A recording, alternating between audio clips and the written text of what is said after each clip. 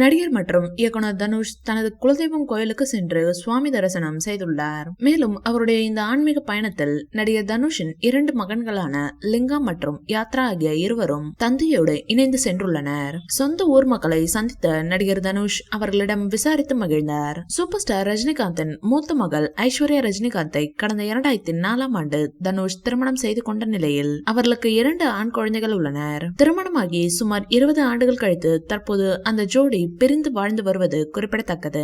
தனுஷ் மற்றும் ஐஸ்வர்யா ரஜினிகாந்த் ஆகிய இருவரும் பிரிந்து வாழ்ந்து வந்தாலும் யாத்ரா மற்றும் லிங்கா ஆகிய இருவரும் அப்பா மற்றும் அம்மா ஆகிய இருவரோடு அன்போடு பயணித்து வருவது அனைவரும் அறிந்ததே.